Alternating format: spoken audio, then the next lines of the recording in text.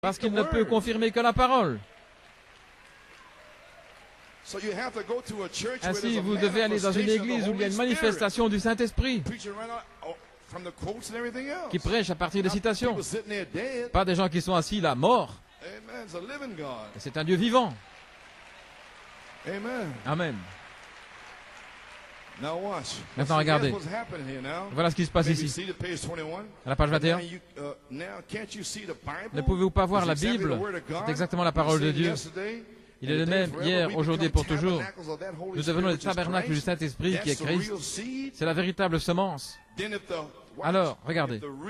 Si le véritable Saint-Esprit, la dernière pluie, la dynamique, la pierre de fête, entre dans la véritable semence de la parole,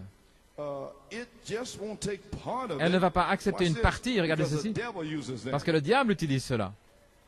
Le diable peut utiliser 99,9 et laisser un petit minuscule, un petit rien du tout.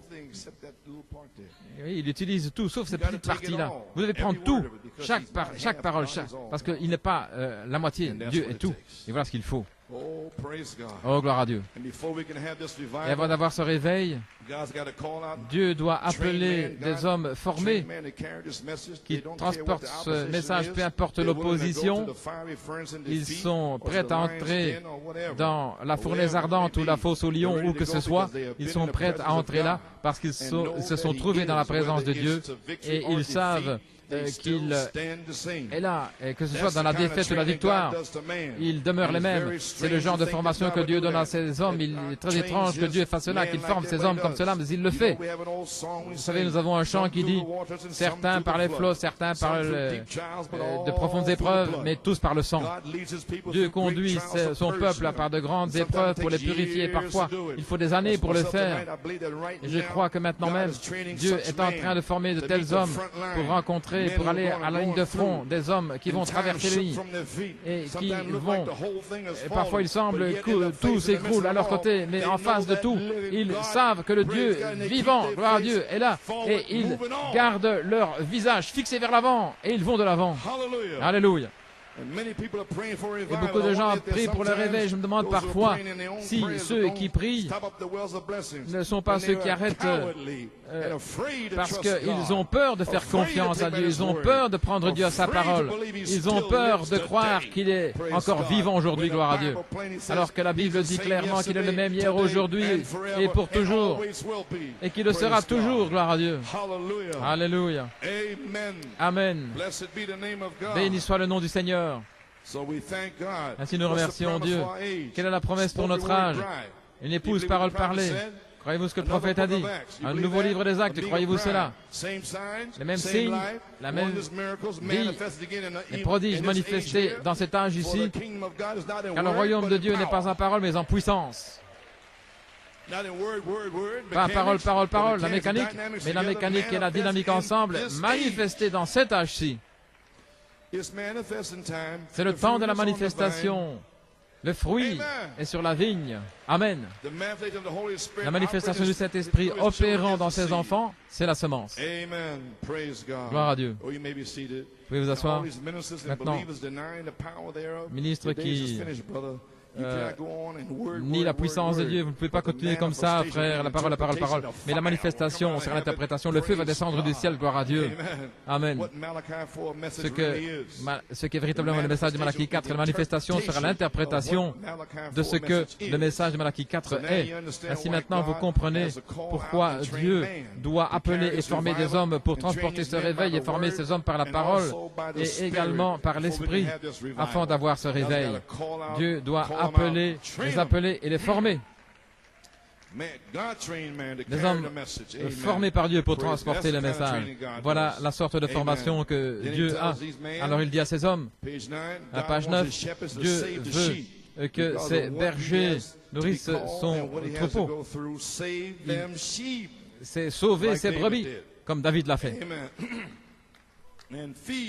Et nourrit mes brebis. le courage. Dieu ne veut pas des couards, des lâches. Il ne peut pas vous utiliser si vous avez peur de prendre sa parole et la croire. Il veut des hommes de foi qui ne font pas attention à quoi que ce soit. Ce que le Seigneur dit, voilà la sorte de gens qu'il utilise. S'il dit les 7 tonnerres, eh bien alors dites-le, ne soyez pas lâches. Le monde entier.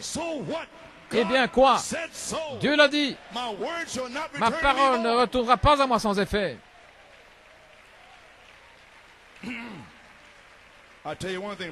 vais vous dire une chose, frère.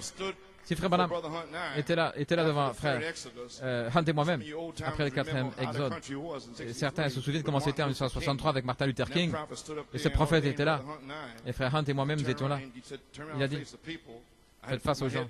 Je baissais la tête, je dis, mon Dieu, si le prophète fait cela, contre la pensée courante, et je ne savais pas qu'il avait juste prêché le 3e Exode, et nous avions la bande une semaine après. Et là, il y avait une telle haine, je ne pouvais même pas regarder. Et j'ai fait ce vœu dans mon cœur,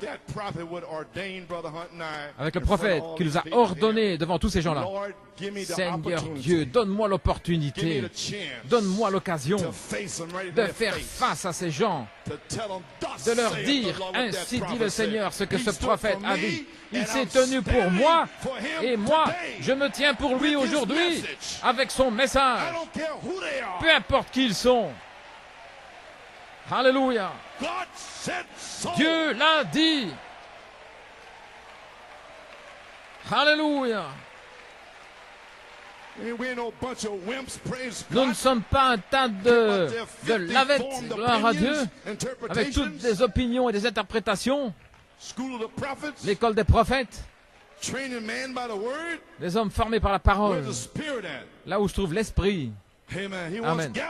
Il veut des hommes de foi qui ne font pas attention à quoi que ce soit, mais à ce que dit le Seigneur. Voilà la sorte de gens qu'il utilise. Peu importe ce que dit l'Église, ce que dit le pasteur, ce que dit l'Église.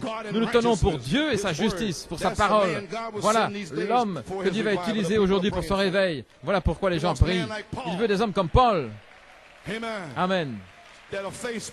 Qui font face à Pierre. Paul, il se considérait comme un meurtrier là, lorsqu'Étienne avait été tué. Est-ce correct? Et des années plus tard, Paul était là. Et voici que viennent certains juifs, des dignitaires. C'était même pas des ministres, des frères qui venaient là, vers les apôtres. Ils étaient venus à Antioche. Il y avait là des gens des nations. Et là, Pierre était là, avec des juifs. Ils avaient abandonné la loi. Et puis ces juifs voulaient garder la loi. Et alors, le matin suivant pour le petit déjeuner, Pierre n'était pas là. Mais peut-être qu'il jeûne.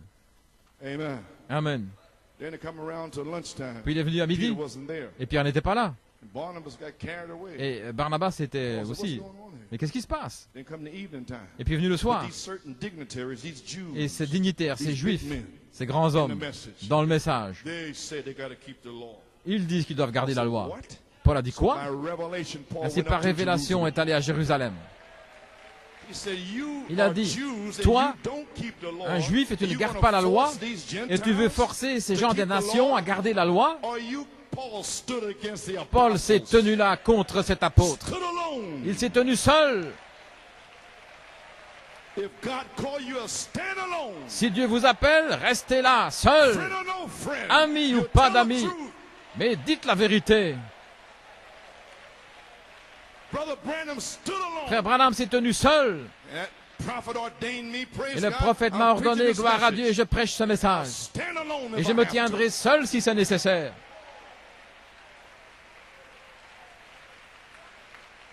Alléluia.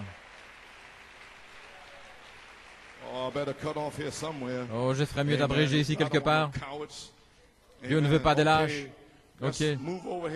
Eh bien, avançons ici avec Élisée. 2 Rois.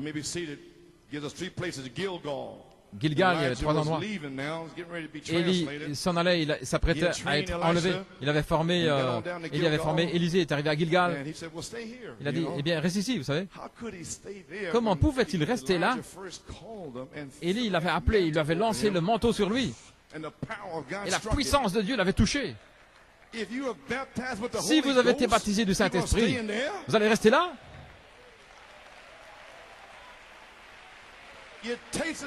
Vous avez goûté à la puissance du manteau. Alléluia. Reste là à Bethel. Il y a 50 écoles des prophètes là. Il dit, comme le Seigneur Dieu est vivant et que ton âme est vivante, je ne te quitterai pas. Alléluia. Amen. Il est OK. Et il a dit, reste là, je vais à Gilgal. Le Seigneur m'appelle. Il a senti la puissance du vêtement sur lui. Il a dit, le Seigneur est vivant et que ton âme est vivante. Je ne te quitterai pas. Et ça a continué comme ça. Et il a dit, je sais où je vais. Je sais ce que je fais.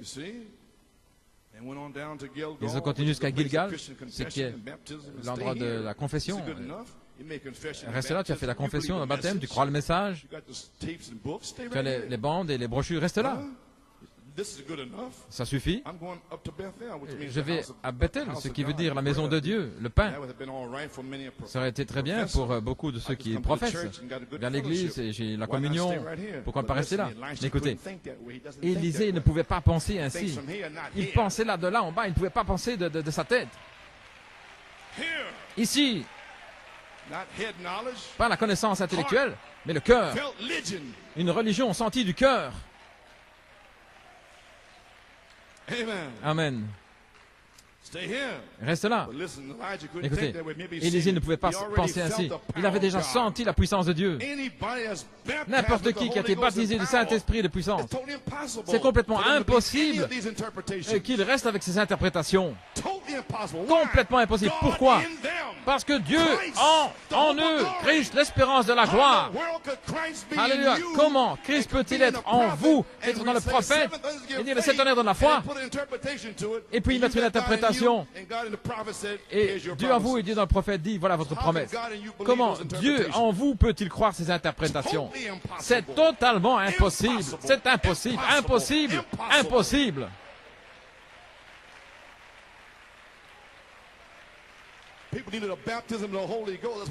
Les gens ont besoin du baptême du Saint-Esprit. Voilà ce dont ils ont besoin. Eh bien, tout le monde va bien? Je vais terminer. Nous allons avoir la ligne de prière. Mais je suis en train de saluer les ministres. Amen, les ministres, je vous salue. Des hommes appelés par Dieu, vous êtes tenus là. Vous êtes tenus là dans ma dénomination. Voilà ce qu'ils disent de toute manière, la dénomination des septonnaires. Ils vont le découvrir quand le boycott arrivera. Gloire à Dieu. Oui, monsieur. Ne vous inquiétez pas de cet épouvantail. Les haricots sont bons.